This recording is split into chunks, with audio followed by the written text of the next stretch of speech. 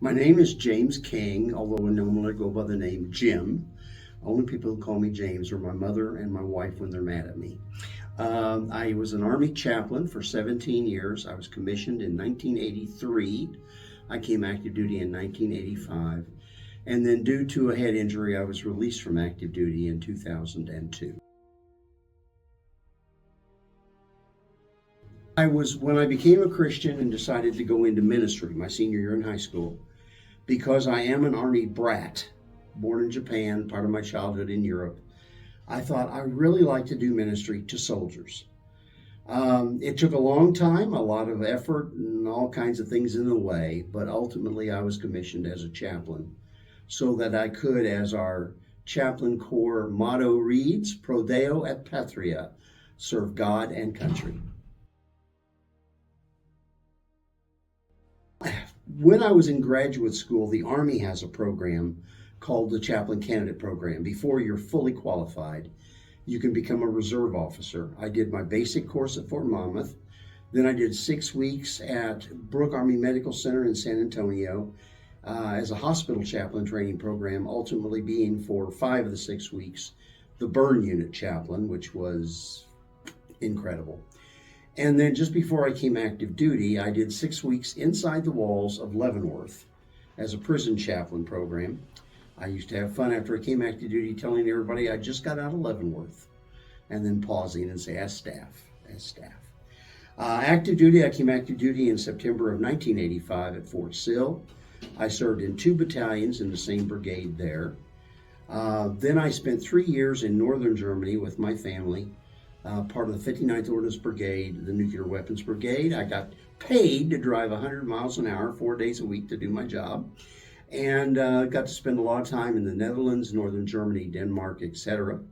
Then I spent 6 months at Fort Monmouth, New Jersey again, which was the home of the Chaplain Center and School. Then 4 years at Fort Hood, a number of different units, everything from general maintenance kind of unit to 3 Corps headquarters to 1st Cavalry Division. Then 3.5 years in Germany again with 1st Brigade, 1st Armored in 2nd Battalion, 37th Armored Regiment. And then was sent to Goodfellow as the 1st chaplain for the 344th Military Intelligence Battalion at Goodfellow Air Force Base. Good memories. Oh, geez, there's a lot of them. If I can do this, I get emotional. That's part of the head injury too. Taking my son to watch his first cannon firing, and the cannon misfired, and the round landed about 20 feet in front of an 8-inch, and it was a high explosive round, and we're all diving for the ground, and I'm grabbing my son, throwing him behind the car. My first services in the field, seeing the young soldiers. Walking around at 2 a.m. On the perimeter of a training area. I had ammo pouches on my web gear, but as a chaplain, I can't carry a weapon. So in one, I had the little pocket New Testaments by the Gideons. The other, I had Hershey's Kisses. And I'd walk up to a young soldier. You look down, soldier. You know, it's really hard out here this time of night, right? Yeah. Well, I'm going to give you a kiss. And they'd walk, oh, now, chaplain. And I'd give them a Hershey's Kiss, and it was a lot of fun watching that face. Being able to drive all over Germany at 100 miles an hour, which I love to drive fast anyway. Being in Germany that first tour when the wall came down and seeing the entire world change in a matter of months. Being with my Dukes, the Armor Battalion for 6 months in what is now called North Macedonia, getting to work with Muslims and what they call Baptists, which our Baptists would not recognize, and the Macedonian Orthodox Church, and 3 different orphanages, and exploring ancient Roman ruins all at the same time. And the people that the Lord has been able to allow me to influence, to change their lives, to accept the Lord in so many ways, baptize them. And then just some of the really weird, really odd things that have happened as well. The only bad memories I have are the head injury, which was not pleasant at all. And the one thing a chaplain does that no chaplain enjoys doing, and that is death notifications. Always going with my colonel to tell some family member that their soldier has died. That's not easy.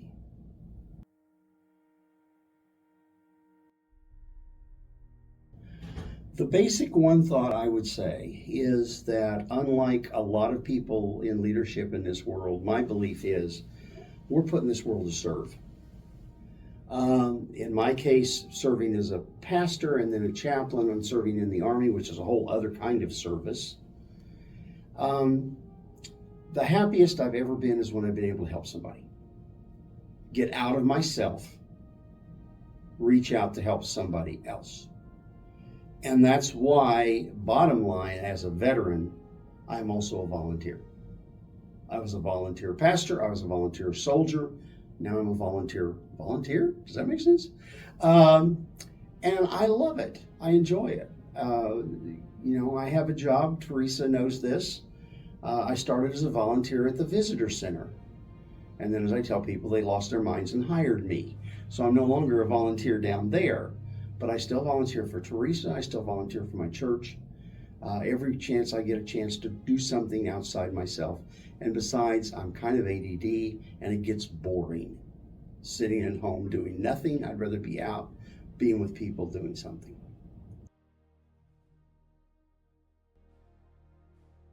This is going to sound a little odd, but yes, it's organized volunteering. Most volunteering, a volunteer goes to a certain job, business, or some kind of outreach program or church or whatever, and does one little thing.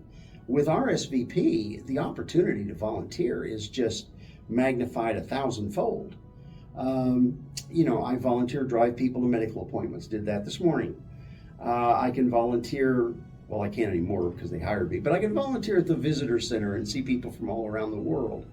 I can volunteer at Lighthouse for the Blind and help there. I can volunteer so many different ways that, again, back to the ADD thing, it's not boring. And again, you get to meet so many cool people all the way around, from the other volunteers I've had the opportunity and the blessing to be with, to people that you would not meet in 1,000 years in your normal life. But as a volunteer, you get plugged in with them, and it makes the life just that much richer.